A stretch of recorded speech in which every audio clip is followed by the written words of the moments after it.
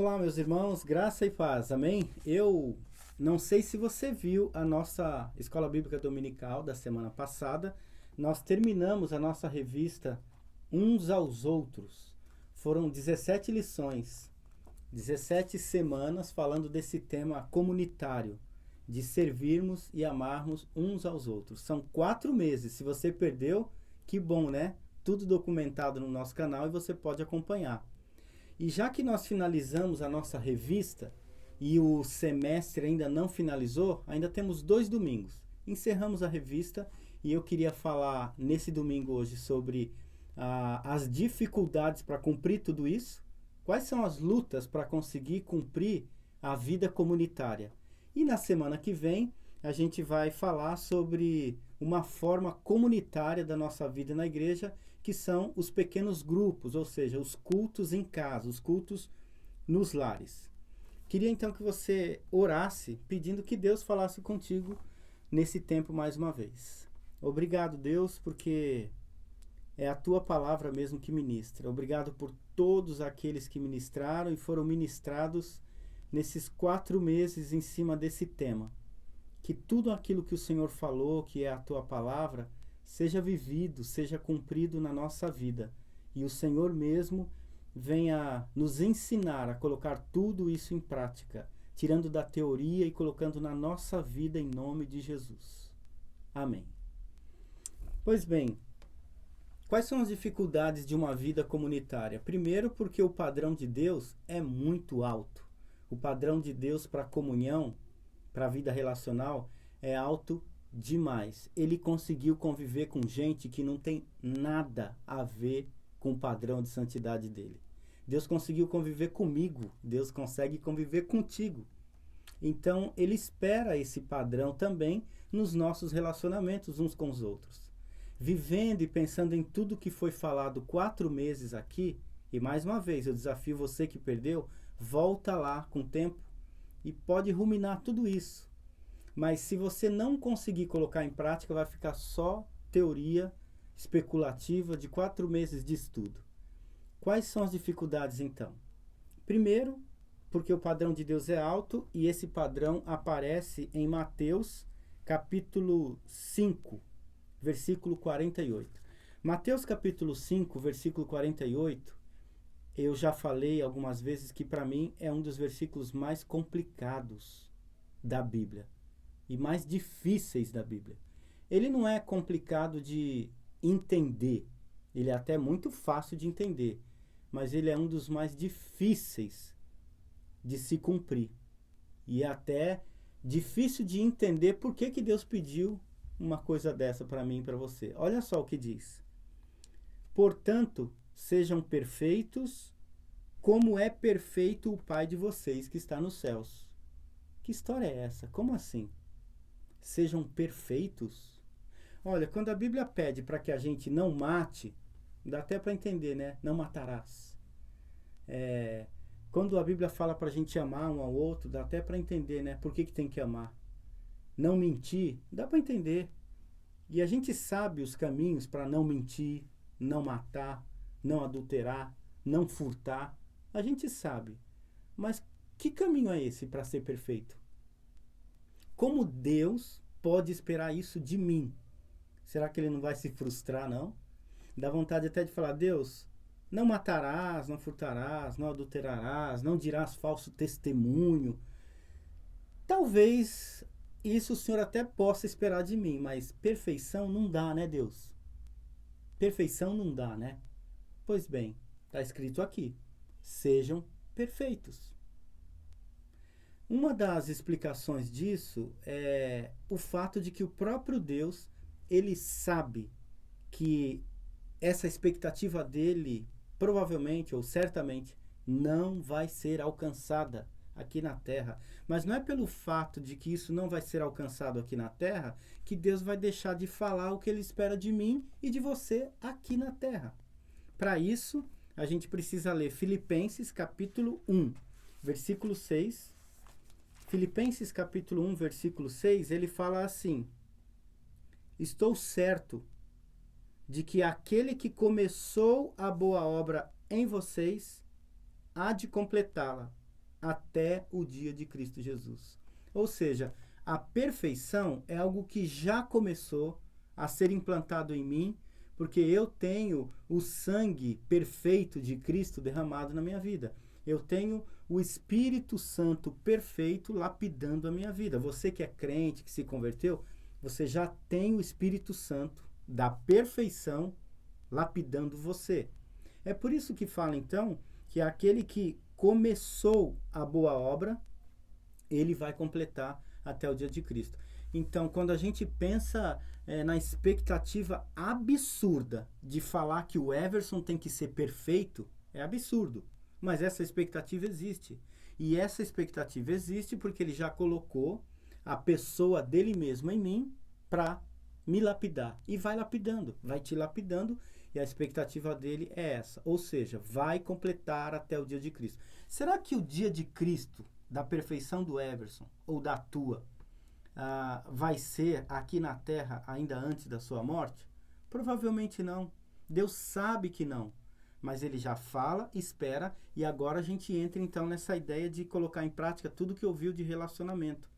Como que um imperfeito vai conseguir conviver bem com outro imperfeito que está aí do outro lado da tela? Como que toda a nossa comunidade imperfeita vai conseguir conviver bem dentro de um mesmo círculo de amizade? Ou seja, como que um bando de imperfeito vai conseguir se dar bem? Como que um bando de imperfeito vai conseguir dar as mãos, dizer te amo e olhar nos olhos e falar você é especial para mim? É para isso então que a gente vai precisar de mais ferramentas desse mesmo Deus, do Espírito Santo, que revelou essa palavra e tem muito mais para nos dizer. Por exemplo, Colossenses capítulo 3. Colossenses capítulo 3. No versículo 13, diz assim: suportem-se uns aos outros. Pega bem essa palavra, porque é a fundamental desse versículo para isso que nós estamos falando hoje, né? A vida em comunidade de um bando de imperfeitos só é possível com suportar um ao outro. Suportem-se uns aos outros, perdoem-se mutuamente, ou seja, suporte, perdão. Os imperfeitos não vão conseguir conviver se não houver um estoque gigantesco de perdão. Você vai ter que ter um estoque gigantesco de perdão para conseguir caminhar comigo, porque eu vou falhar, decepcionar, furar, pisar na bola, esquecer, machucar muitas vezes a sua vida. Eu vou. Você também vai fazer isso comigo. Eu também vou precisar de um estoque de carreta absurda. Eu vou precisar de muitos containers de perdão para a gente conseguir seguir a nossa caminhada junto.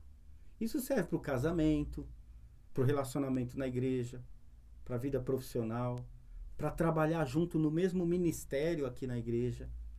Suporte um ao outro, perdoem-se mutuamente, e caso alguém tenha motivo de queixa contra outra pessoa, assim como o Senhor perdoou vocês, perdoem também uns aos outros.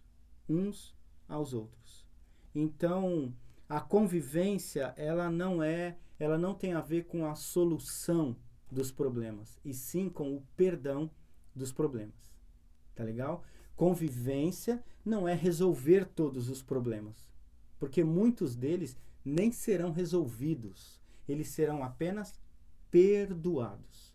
Assim como Deus perdoou, perdoa também, esquece, segue o barco, segue o jogo, bola para frente. Como assim, pastor? É esquecer?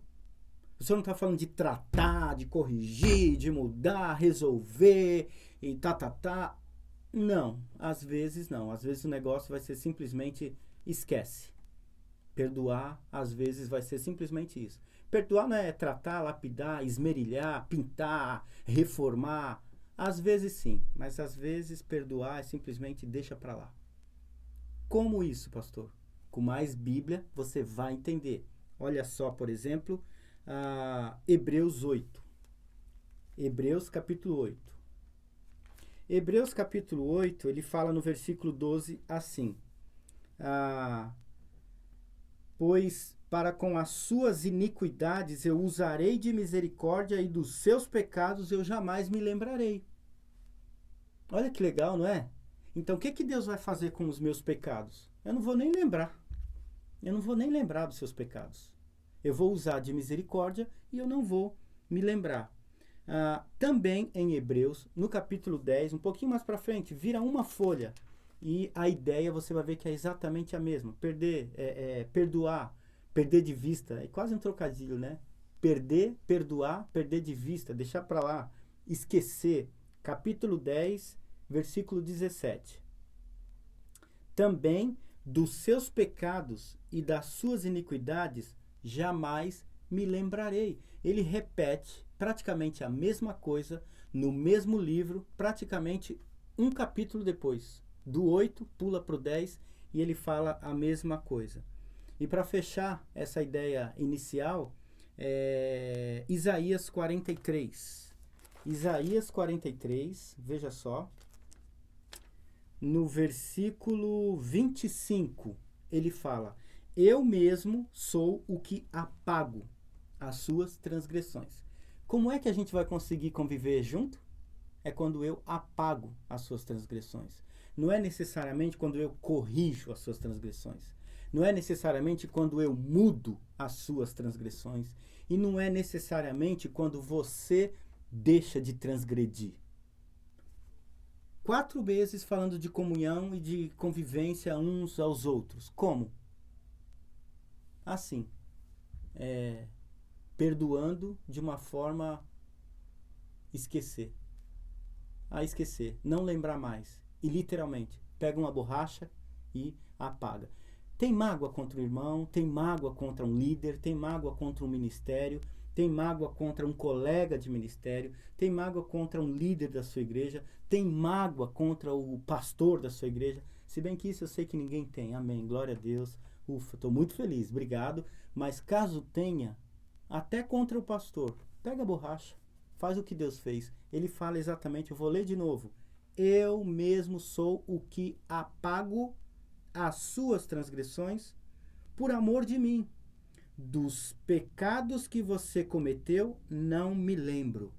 Não me lembro. Não me lembro. Tem pecado? Você cometeu algum pecado? Não lembro. Dos pecados que você cometeu, não me lembro. É um contrassenso, né? Sabe por quê? Porque ele fala assim, dos pecados, quais? Que você cometeu, ou seja, então ele sabe. Ele fala dos pecados, sim, que você cometeu, nem me lembro. Só que é interessante, ele começa falando, sou eu mesmo que apago. Então, meu irmão, nem sempre é o pecador que vai apagar. Nem sempre é o ofensor que vai apagar. Nem sempre é o agressor que vai apagar. É o agredido. É o agredido que vai apagar a agressão. É aquele que foi transgredido que vai apagar a transgressão. Que bom, né, meu irmão? Se todo agressor viesse apagar a agressão, meu irmão, me perdoa, eu te agredi, eu feri, eu ataquei, eu machuquei com palavras e eu quero hoje apagar a minha agressão. Glória a Deus, maravilha! Mas não, nem sempre esse é o caminho e às vezes é você mesmo que foi agredido que vai falar, tudo bem, seu agressor, eu vou apagar a tua agressão. Tudo bem, seu transgressor. Tudo bem, eu vou apagar a tua transgressão. Se esforce por isso. E a gente entra agora pensando também um segundo caminho para essa convivência, que é quando eu mesmo olho para as minhas agressões. Isso é interessante. Então, primeiro caminho, você mesmo apaga. E olha, gente, isso é interessante. Eu ia me esquecendo, mas não posso esquecer. Ele fala, sabe o quê? Eu apago por amor de mim. Isso é muito bom você prestar atenção, porque não é você apagar porque você ama o transgressor. Às vezes, você nem ama o transgressor, mas você vai apagar por amor a você mesmo. O que Deus está me dizendo é, se eu não apagar a transgressão que o meu irmão fez contra mim, quem vai sofrer sou eu. Então, quer saber? Por causa de mim mesmo, para que eu tenha paz, para que eu viva em paz, para que eu não sofra mais, para que eu consiga dormir, eu vou deixar para lá. Porque aquele que agrediu tá bonitinho lá na cama dele, dormindo, e nem lembra que agrediu. Como diz o ditado, né? Quem bate, esquece. Quem apanha, lembra. Então, já que eu apanhei, vou esquecer também. Porque o agressor já esqueceu, nem lembra o que falou, e tá numa boa dormindo. E eu tô aqui, ó, sofrendo e não consigo dormir. Deus me ensina o seguinte: eu apago as tuas transgressões por amor a mim mesmo. Eu não vou ficar carregando a sua agressão para eu não sofrer. Só que não é só isso, né? O segundo caminho eu acho que é esse mesmo. É quando a gente para de olhar para a agressão do outro e começa a olhar para a nossa própria agressão. E aí eu penso em Lamentações 3:39. Por que se queixa, pois, o homem vivente? Queixe-se cada um dos seus próprios pecados. Isso é bom também. Vai me ajudar na minha caminhada cristã, primeiro quando eu parar de olhar para o teu pecado e perdoar e apagar e falar, deixa quieto, tá tudo resolvido, tetelestai, tá consumado, tá tudo pago. E a segunda caminhada, o segundo passo dessa caminhada em convivência é falar, peraí, eu não durmo há 1 ano lembrando da mágoa do meu irmão. E eu, em 1 ano? Quanto será que eu magoei? Tem gente que fala, mas eu? Será que eu magoei alguém?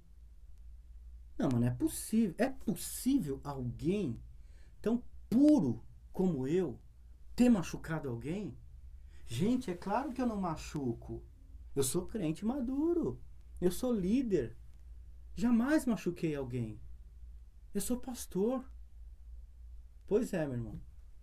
Sendo líder, espiritualzão, profetão, pastorzão, crentão.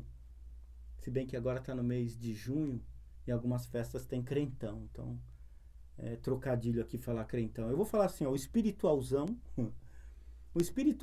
precisa parar para pensar em que medida ele também não tem agredido outros, machucado outros. Lamentações 3:39. Pare de se queixar do pecado dos outros e comece a se queixar dos seus. Pare realmente para fazer uma avaliação e pensar um pouquinho nos seus pecados.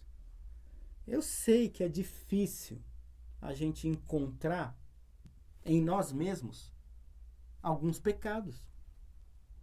Eu sei que às vezes o crente até fica meio perdido quando a Bíblia faz esse desafio de falar, vem cá, meu irmão, para um pouquinho. Escreve, se for o caso. Anota no papel. Anota no teu celular. Faz uma lista das tuas transgressões, dos teus pecados, de como você erra, transgride, agride e machuca também. Então, Lamentações 3:39. Do que você está se queixando? Por que você não se queixa dos seus próprios pecados? Isso não sou eu que estou te dizendo, isso é o que está escrito aí. Do que se queixa, pois, o homem? Queixe-se dos seus próprios pecados. E ainda dentro dessa mesma linha, 1 Coríntios 11.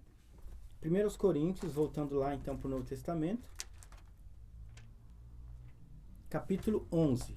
No versículo 31, é um desafio ainda dentro dessa mesma linha, tá bom? Olha lá. Porque se julgássemos a nós mesmos, não seríamos julgados.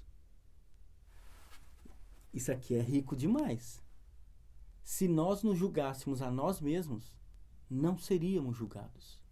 Veja só, nós somos constantemente julgados e atacados por todo mundo. Um monte de gente fala mal da gente. Um monte da gente vem cobrar a gente. Nós somos julgados pelos líderes, nós somos julgados pela igreja, nós somos julgados pelos irmãos, nós somos julgados até pelos nossos amigos, e parece que quanto mais íntimo é o nosso amigo, mais ele tem coragem de falar mesmo a verdade. Quanto mais... Porque, inclusive, eu vou falar uma coisa, quem não é amigo nem julga, ele fala por trás. É diferente. Julgar é quando a pessoa exerce um papel de juiz e fala, senta aí que eu vou falar onde você errou. Isso é julgamento. Está sendo julgado. Só amigo julga. Porque ele tem coragem de falar, senta aqui, deixa eu te falar uma coisa. Você não acha isso, isso, isso e isso? Tome cuidado com isso, isso e isso. Pois bem, mas o que está dizendo aqui é o seguinte. Se julgássemos a nós mesmos, não seríamos julgados. Como assim? É simples e eu vou te explicar. Toda vez que alguém fosse me julgar, se antes dela me julgar eu já me julgasse, ela ia parar o julgamento na hora. É simples. Toda vez que alguém viesse falar assim, olha fulano, você é muito explosivo. Antes dela terminar a palavra explosivo, olha meu irmão, quero te falar uma coisa, às vezes eu acho você muito explosivo. Eu sei, me perdoa, é verdade. Cara, eu tenho me explodido demais, eu tô explosivo ultimamente. Ore por mim. Eu passo da conta, eu passo os limites. A pessoa ia falar, puxa, que eu tenho mais para falar? Tá bom, eu vim aqui para falar da tua explosividade. Eu mal terminei e você já falou, eu sou explosivo, ore por mim.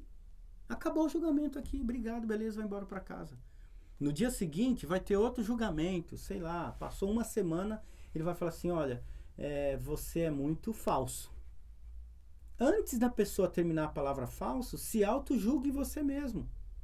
Porque se julgássemos a nós mesmos, não seríamos julgados. É por isso que a Bíblia fala que se julgássemos, não seríamos julgados por ninguém. Meu irmão, olha, eu te conheço, eu sou teu amigo, eu caminho lado a lado contigo, tem coisa que você está vivendo aí que eu acho que você está meio falso. É verdade, estou falso. Perdoa a minha falsidade. Meu irmão, eu tenho sido um hipócrita, um mentiroso, eu estou falso. Acabou o julgamento. A pessoa não tem mais o que julgar. Sabe por quê? Você se julgou. E cuidado, né? Você não pode aprender essa técnica para aplicar com falsidade. Porque senão a pessoa vai dizer o seguinte, meu irmão, eu acho que você está pegando 1 Coríntios 11, 31, sempre para fingir que se arrependeu. Porque antes de eu falar o teu problema, você já fala, não, é verdade, é mesmo, eu sou mentiroso, eu sou... Então, antes que isso aconteça, você vai ter que dizer, sim, meu irmão, é verdade, eu acho que eu tenho usado a Bíblia de um modo muito interesseiro para defender os julgamentos que eu recebo.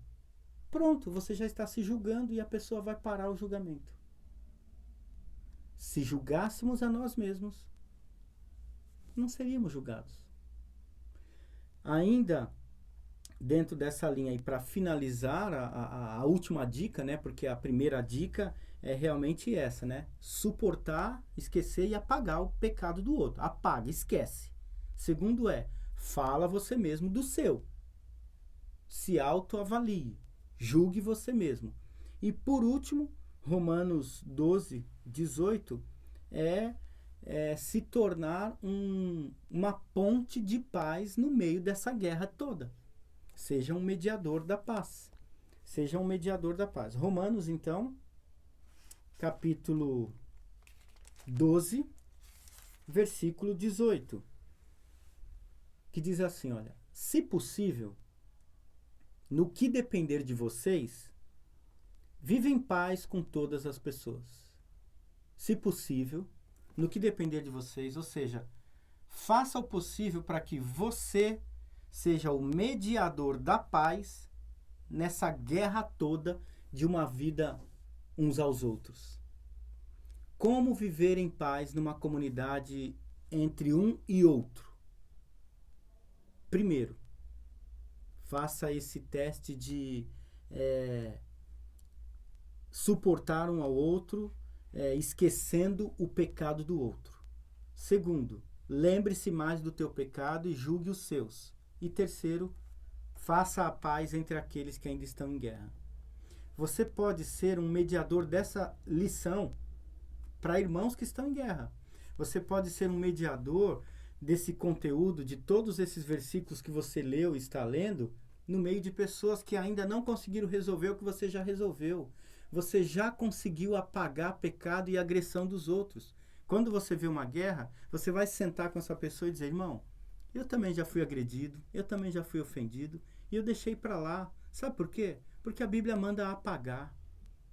Você vai chegar quando vê uma guerra e já conseguiu vencer o teu pecado e se auto-julgou, você vai falar, irmão, tenta se autoavaliar, porque hoje eu sou uma pessoa que eu olho mais para as minhas transgressões do que a transgressão do outro. E é o que a Bíblia diz. Assim você estará sendo um mediador da paz e promovendo a paz e cumprindo Romanos 12:18, que se possível, no que depender de você, tenha paz com todo mundo. O final desse versículo é muito importante. Tenha paz com todas as pessoas. Todas as pessoas. Ah, meu irmão, mas tem uns que não dá, é difícil, tem uns que, olha, realmente, sim, é verdade, mas o que a Bíblia espera, lembra que eu falei no começo, seja perfeito, e o padrão de Deus é altíssimo e até exagerado, uma expectativa de perfeição para mim? Pois é, todas as pessoas. Tem alguém dentro da sua comunidade que não dá para conviver? Provavelmente tem. Na minha tem. Mas sabe o que Deus quer? Que eu viva em paz. Sabe com quem? Todas as pessoas. Todas. Todas. Coloca o nome de todos na tua lista e cumpra a missão de viver em paz com todas as pessoas. E olha só, no mesmo livro, volta aí umas 3 páginas, você vai chegar no capítulo 5. Romanos capítulo 5, versículo 1. Olha só. Justificados, pois, mediante a fé, temos paz com Deus por meio de nosso Senhor Jesus Cristo. Essa paz com todos só vem quando Jesus Cristo é o mediador. Por meio dele e a paz com ele, eu consigo conviver com você. Por meio da tua relação com ele, você vai conseguir conviver em paz comigo. Sabia? Até comigo. Até comigo você vai conseguir conviver em paz quando Jesus for o nosso mediador. Recebe primeiro ele como teu mediador e se torne um mediador no meio da comunidade. Amós, capítulo 3, versículo 3. Andarão 2 juntos se não houver entre eles acordo? Não tem como andar junto se não tiver acordo.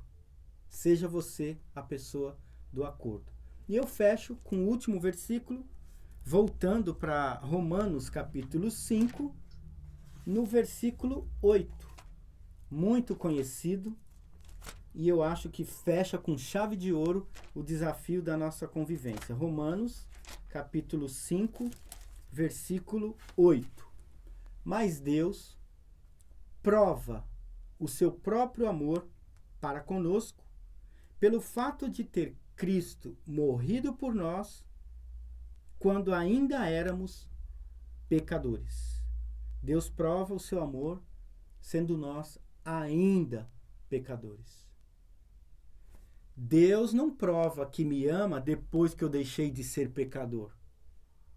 É sendo eu ainda. Tem tudo a ver com a tolerância, tem tudo a ver com o perdão, tem tudo a ver com apagar as dívidas e tem tudo a ver com olhar para os próprios pecados. Seja um mediador dessa paz, porque Deus ama sendo eu ainda pecador.